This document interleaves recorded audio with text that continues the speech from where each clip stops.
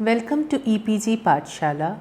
I am Professor Shushmita Basu Majumdar from the University of Calcutta, Department of Ancient Indian History and Culture.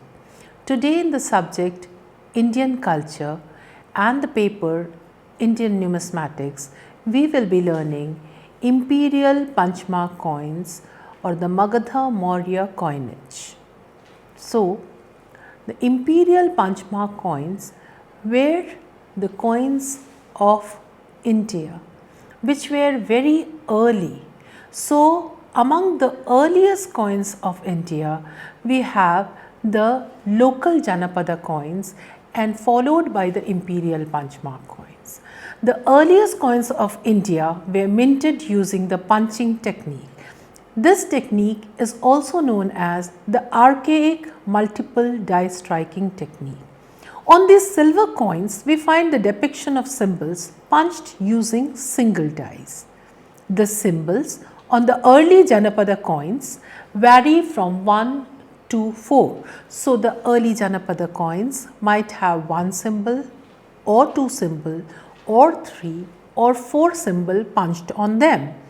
Whereas, when you see the Imperial Punchmark coins, you will have on the obverse a set of 5 symbol punched separately using separate dies. So, the Imperial Punchmark coins actually succeed the local Punchmark coins or the Janapada coins. So, what exactly are these Janapada coins? We get a list of 16 Mahajanapadas from the Anguttara Nikaya. The Jain sources also give you a set of Janapadas which are different from the list of the 16 Mahajanapadas. The 16 Janapadas mentioned in the Anguttara Nikaya are Kashi, Koshal, Anga, Magad, Vajji, Malla, Chedi, Kuru, Panchal, Asmaka, Avanti, Gandhar, Kamboj, Matsya, Surasena and Kuntala.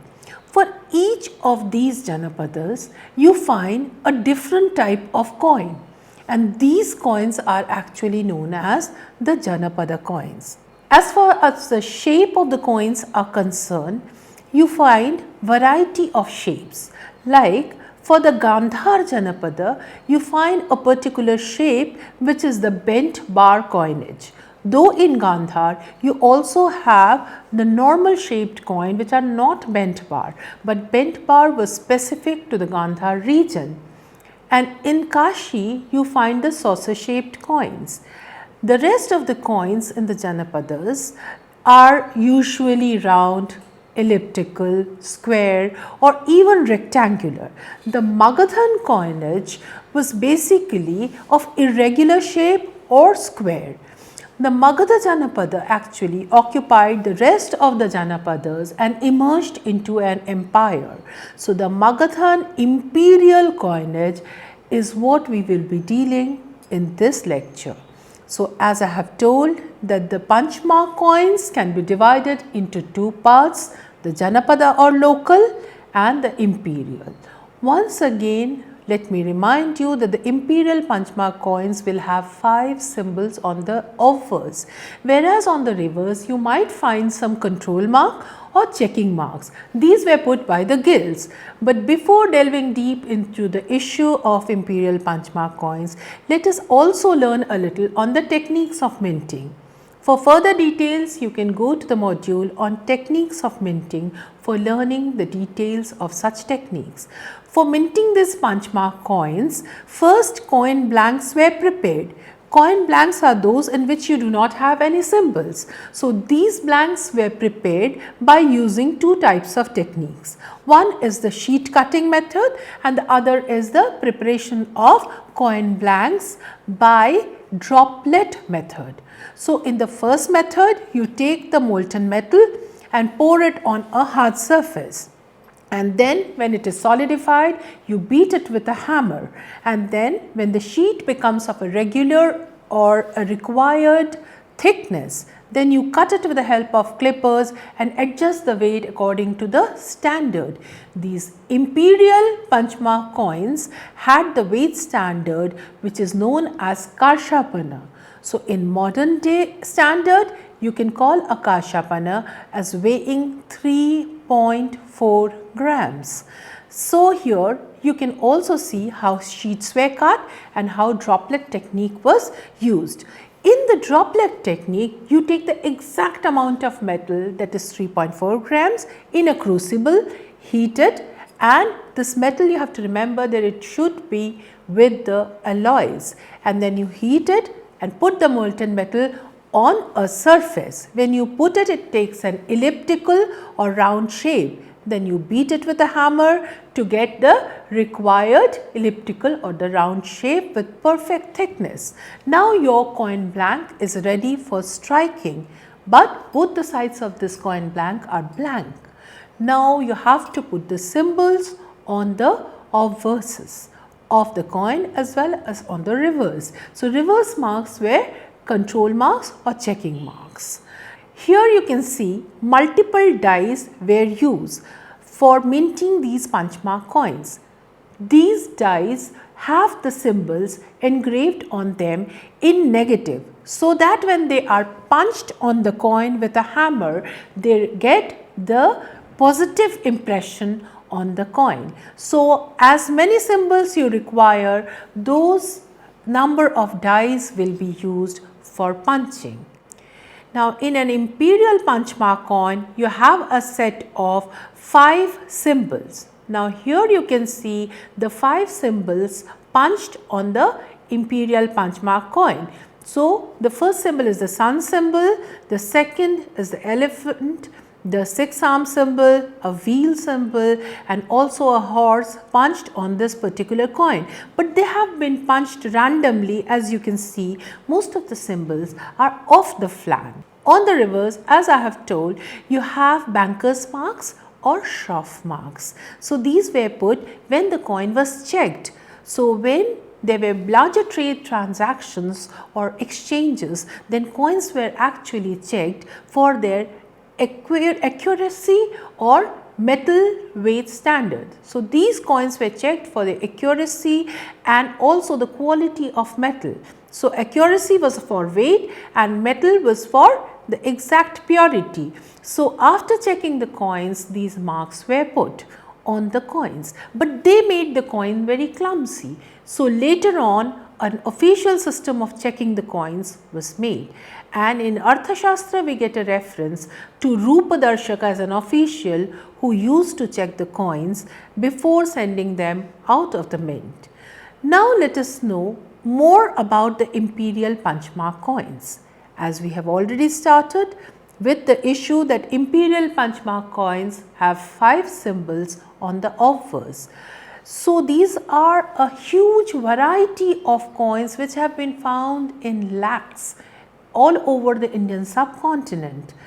Now, they have been classified by P. L. Gupta and Terry Hardikar into 7 series initially, and later on Hardikar has added 2 more series to this set of 7 series. So, one series is series 0 and the other series is series 8, but the series 1 to 7 are all uninscribed coinages. So, it is very difficult to classify these coins. So, the classification pattern depended on several factors. Firstly, if you want a very easy classification, you can divide it into 3 broad categories on the basis of the size of the coin. So, they can be divided into 3 parts: large, medium and small. So, series 1 coins are large in shape. How large?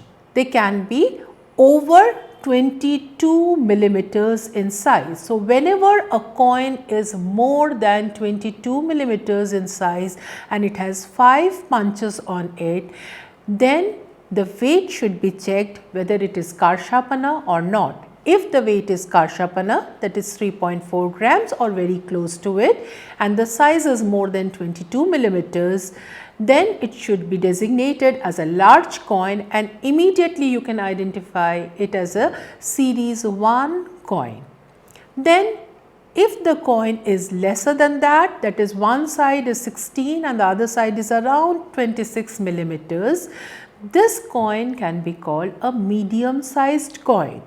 26 is larger than 22, but you have to remember that 16 is lesser. So, 16 should be one side and the other side will be around 26. So, this is the length and the breadth of the coin, which makes it medium sized. So, series 2, series 3 and series 4. These 3 series were minted in medium size. Then finally, you have the small size coin. These were very thick, as you can understand that the large size coins will also be 3.4 in weight, the medium size will also be 3.4 grams in weight, whereas the smaller size will also be the same in weight, which makes them gradually more and more thicker. So, the coins are becoming reduced in size and thick in their texture. So, the large coins will have thin flan, the medium size will have slightly thicker and the small size will have the thickest of the flans. The small size coins were actually series 5, 6 and series 7. Now, this classification has been done by P.L. Gupta and Terry Hardaker, as I have already mentioned. They have initially divided it into 7 series and 2 more series has been added.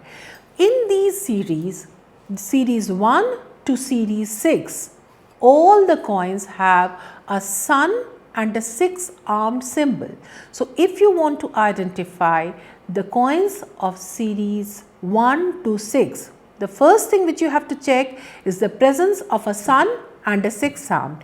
Immediately, if a coin does not have sun and a 6-armed symbol and it is small in size, you can identify it as belonging to series 7.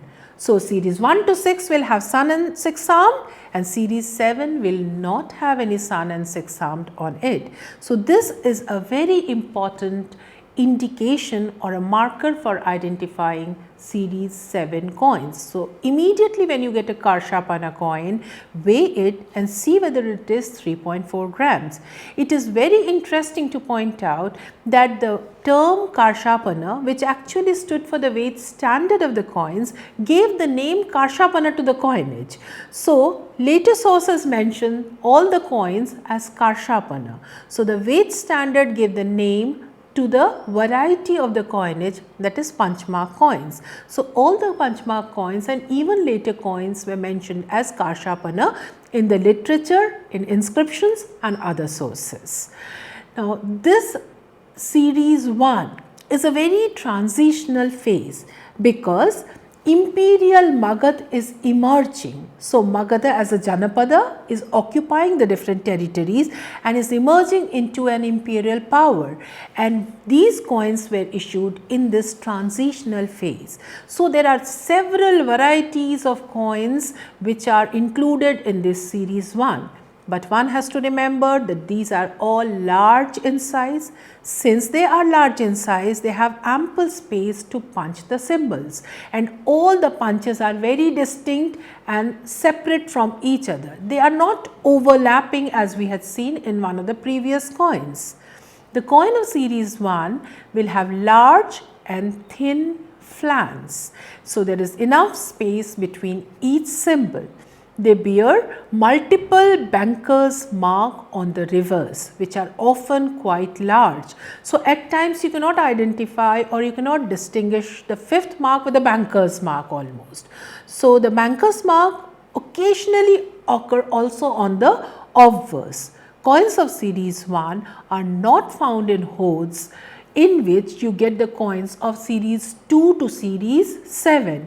So, they occur separately, which shows that the circulation was mostly in the Magadhan zone. So, it is a different kind of a series altogether. Let us see the series 1 coins, how they do look like. Now, coming to series 2. This is a very unique and a very important series of coins. This is one of the most stable series because this series was medium size. So immediately there was a major change visually. Initially the coins were large, they reduced the size so that you can just immediately understand these are fresh coins, new coins, not the earlier ones which were large flans, which had large flans. So now the coins of series 2 were continuing in the transactional process. As they had now reduced in size from series 1, they are slightly thicker from the coins of series 1. Series 2 comprises of a very small group of coins. This was most reliable series and circulated for a long time. Why is it a reliable series? Just because series 2 coins continued with the series 3 and series 4. As I have already mentioned that the size of series 2, 3 and 4 all are medium. So, they look almost alike, but one has to remember that these series are all chronological series. So, series 2 will be followed by 3, 3 will be followed by 4. So, these are in chronological phases. So, when series 2 coins were stopped, then series 3 started, but the coins which were already in transaction were revalidated by the coins of series 3. It means that they were allowed to be in transaction process. So, for allowing them in transaction, they were punched with the fresh symbols of series 3 on them. So, on one side they had the 5 symbols of series 2. And on the other side, on the reverse, they bore fresh symbols. So, whenever you come across such a coin, you will find that one side is a little corroded, whereas the other side is relatively fresh. So, this series was again revalidated by series 3. Then when series 4 started, these coins still continued in the transaction process or in the market, and they were again revalidated by series 4. But when series 4 was started, a decision was taken that series 2 will not be revalidated anymore. So, only the early coins of series 4 were actually punched on series 2 coins, and series 4B, which is a later series, at that time the decision was taken that no more of revalidation. So, that is the only reason why I have mentioned that series 2 coins were the most stable coins. So, this was a very stable phase economically as well as politically. Now, let us go to series 2 coins and see how on one coin you have on the obverse the symbols of series 2. On your left and on your right you have the series symbols of different coinage. So, you have 265 punched with 267. So, GH is the Gupta-Hardikar number. So, when you go through the catalogue of the Gupta-Hardikar, you will find the class mark and then you will find the type marks, you also find the numbers. So, the numbers are given in the form of GH and then the number. Now, series 3 coins were the most pleasing coins in the whole Karshapana range. So, they look very pleasing and they are of medium flan like the coins of series 2, that is 18 to 26. They have very distinctive class and group marks as such as a dog, taurine, palm tree or rhinoceros. So, such marks can be seen on these coins and they have been minted in a very like organized fashion. So, these are medium coins minted in a very good fashion. Here you can see a coin of series 2 which has been revalidated by series 3. So, series 2 is continuing with series 3. Series 3 overstruck on series 2. Now, a fresh series, that is series 4, as I have already mentioned that this has 2 phases, particularly first when it continued with the series 2 coins, and in the second phase where you have 3 different subseries, it is the non-revalidation phase where series 2 was not validated anymore. So, a major change took place with the introduction of the series 4B coinage. So, you have series 4A, B, C and D. Coins of this series are also medium sized, as I have already mentioned. Only the initial series, that is series A, is restruck on series 2 coins. This clearly indicates that the continuation of the circulation or revalidation of the coins of series 2 took place till the introduction of series 4. Later, the decision of discontinuing this revalidation was taken and immediately discontinued from series 4B. From here on, coins do not restrike earlier types and probably belong to a later period. Series 4B have no arches in class mark.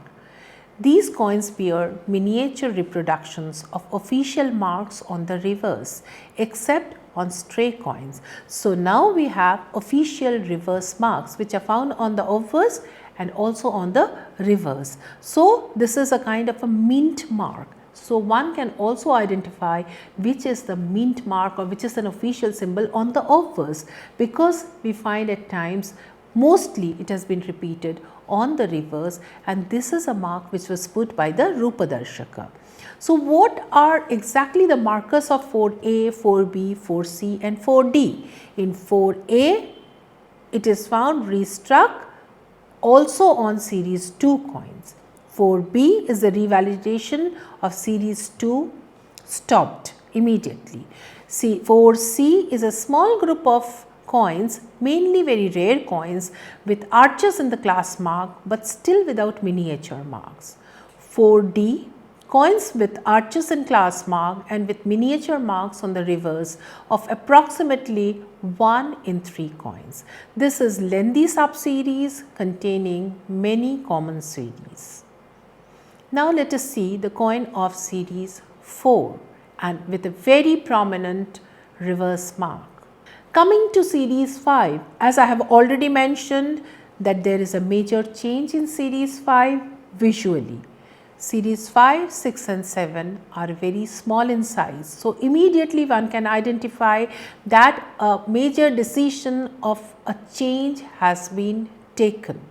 A major change in the size, which is dumpy and small. The coins of this series are always without arches or crescent as the class mark. So, it does not have arches. The silver in some cases seems slightly debased and the banker's mark become fewer on the reverse and virtually disappear on the obverse. Complexity of varieties in 6-arm symbol can be noticed on these coins. So, this is a very typical feature that you find a variety of 6-arm symbols on these coins of series 5. The series 5 is subdivided into 2 categories, series 5A and series 5B. Series 5A is without bold reverse marks but miniature marks, and series 5B are coins with bold reverse marks. So, one can identify them immediately. They are small in size, one with bold mark, one without bold marks.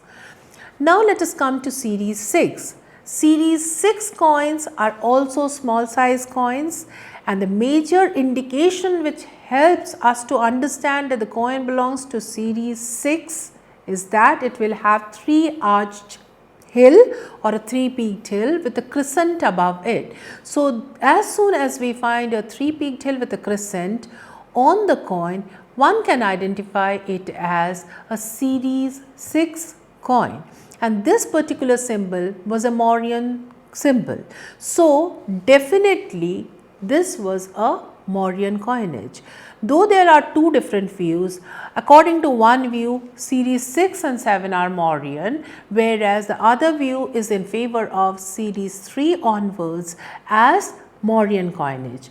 But definitely this particular mark of 3-peaked hill with a crescent is a mark of the Mauryas. It is also found on several other architectural motifs and art motifs, which immediately helps one to identify this as a Mauryan mark. Like series 5, These are also divided into series 6A and series 6B. So, series 6A is with no bold reverse marks or without any reverse mark. Series 6A is with bold reverse marks absent in it. Series 6B is with bold reverse marks present in it. So, these bold reverse marks were actually checking mark or the control mark placed officially on the coins of series 6B. Here you can see the coins of series 6. Now, let us move to the last series, which is series 7. As I have already told that all the punchmark coins of the imperial series or the so called imperial series of the Magadha Maurya Karshapanas bear 5 punches on the offers, and all the series almost have sun and 6 armed as a compulsory symbol on this. The sun might have slanting rays or straight rays, but the 6 arm symbols vary. But what is very interesting is that the 6 arms of this particular symbol never become 5 or 7. So, it had a particular significance of having a 6 arm, which is also known as Sharara Chakra. So, this was discontinued in series 7. So, series 7, which is small coin like series 5 and 6, but with a major change or a major decision taken that the sun and the 6th arm, which had been there since the first series onwards till the 6th series, has been discontinued on this particular series. So, this is a very major marker for series 7 coins, and these coins are small in size. And what is very striking is the presence of human figures. Most of the coins of series 7 have human figures on them, and they also have a set of 3 human figures. At times, you find all the 3 human figures have been punched by using a single die.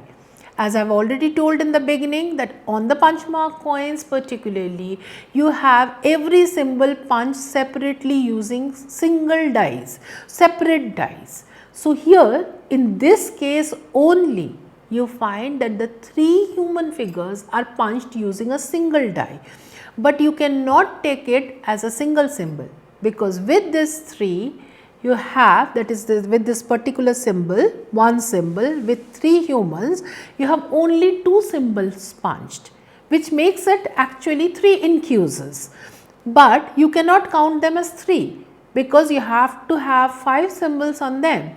So, when you count it as the 3 humans as 3 different symbols and 2 more additional symbol, it comes to 5. So, the decision was taken that the human figures will be punched with a single die.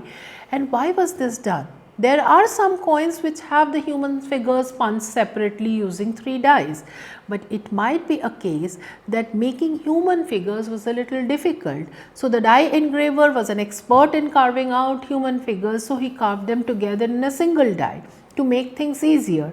Or else we have to imagine that these 3 human figures actually had a single connotation. So, they were a set of 3 deities, or there was something hidden in it which actually had a composite meaning, and that is why they have been punched together with a single die.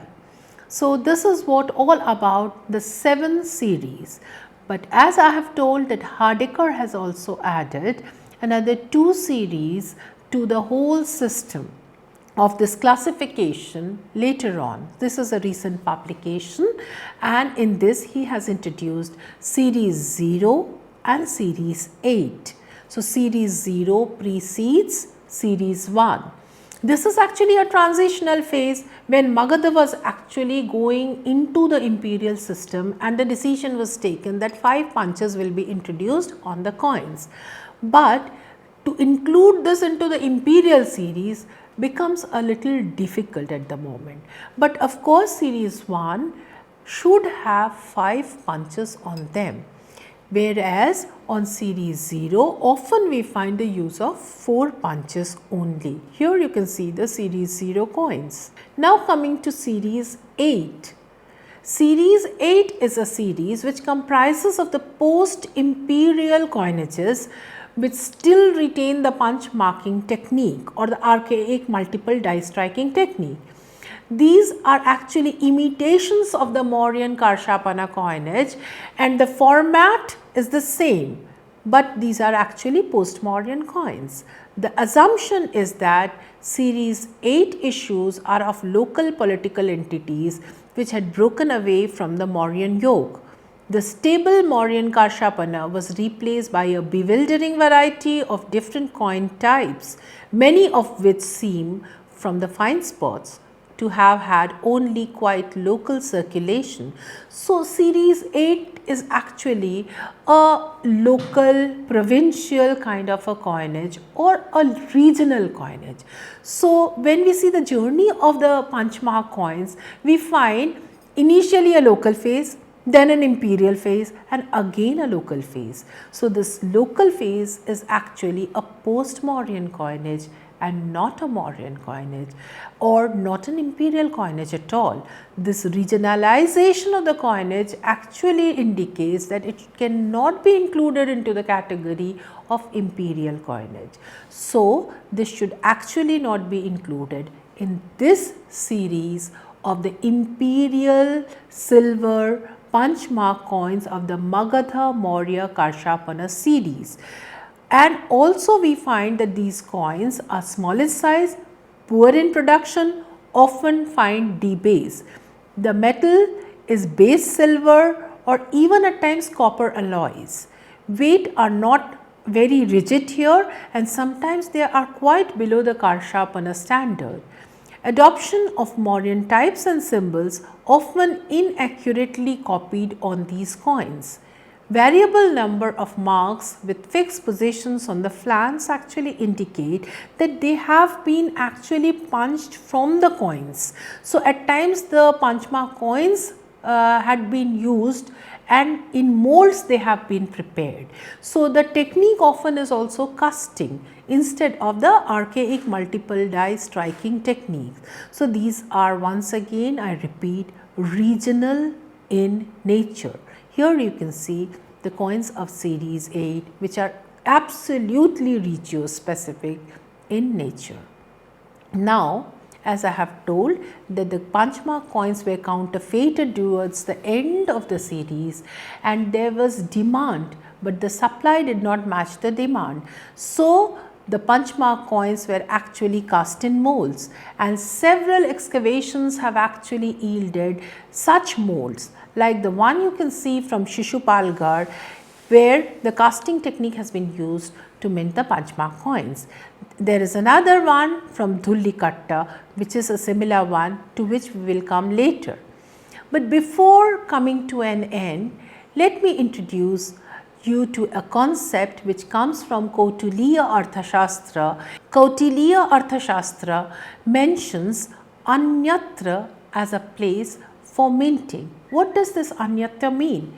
It is actually an indication that these coins were not minted in the official mints and minted elsewhere. At the same time, Kautilya also mentions that the coins can be minted on the highways. So, in highways there were mints where you can take the bullion and get the metal minted. So, you have to give the coining fees for minting the coins.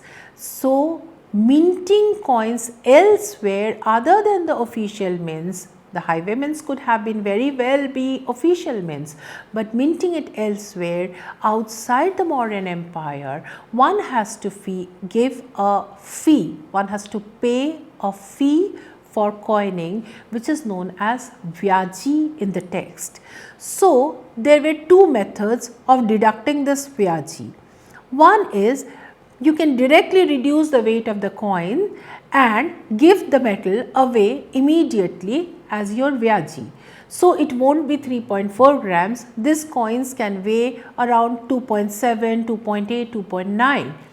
You also have several coins from Mahasthan and Baigacha Horde in Bengal, where you have the coins with a reduced weight.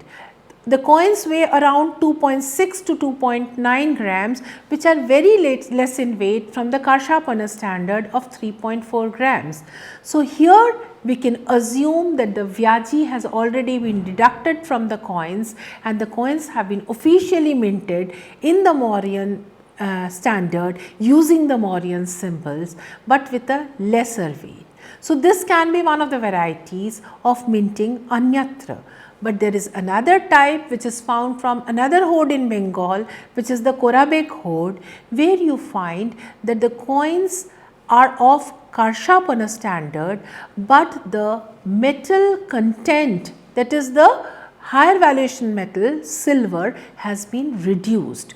So, the alloy has been increased, the silver has been reduced, and thus the Vyaji has been paid. So, the coins minted elsewhere may be of two categories, with reduced weight and with debased quality. So, here we have come to an end of the imperial punch mark classification process, and you can see on your screen the coins minted anyatra. And finally, also they can be cast in molds.